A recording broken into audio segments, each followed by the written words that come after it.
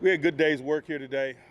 The weather forced us inside, unfortunately, but such is life. I was just relaying it to the team after, man. Sometimes we got to make adjustments. Sometimes there's going to be challenges in this thing, but the standard of expectation remains the same. It just happens in our business at this level.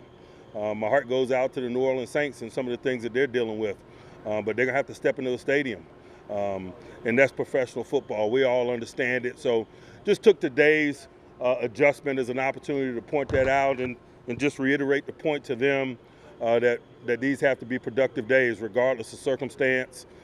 Some of our days on short weeks and so forth will be in hotel ballrooms moving forward and all of that. And so it was an opportunity to educate them from an anticipation standpoint of some of the twists and turns of the journey and to ready themselves mentally for it. Regardless of attire, regardless of pace that we work at, these must be productive days. So it was a good day from that perspective, an opportunity to learn that lesson and get some work done, and we'll continue on with our developmental process. Questions? Mike, when you come into today's practice, obviously cuts are finalized by 4 o'clock today.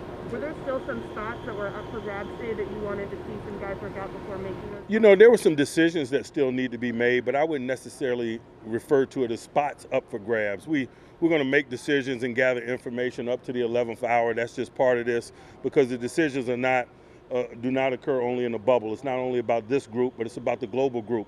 Phone calls and so forth are a part of the process. What are some of the tougher positions for you guys? You know, I'm not going to get into what's tough and what's not. You guys will get the release at 4 o'clock. Understand that they're all tough because we've been working with this group of men since the spring, and we respect their preparedness, what they've put into it. It's just something that we need to be sensitive of, and we are. Like the guys that aren't quite ready, are the IR rules a little bit different with PUP and IR, where you guys have to be put on the 53 before you make those moves, or how does that work? Yeah, but that's nothing new.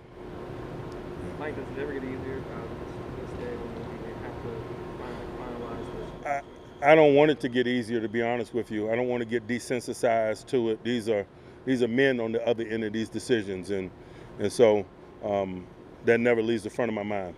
There's so many new faces on offense, rookies, new offensive linemen. Have you noticed Ben, not necessarily today, but have you noticed Ben throughout this process maybe be a little more strict on these guys or have a little bit more back and forth with them? You know, I'll leave that up to him to answer. He's always been hands-on in terms of aiding the development of people that we're anticipating having a role and we're counting on, but he's better equipped to answer that than I.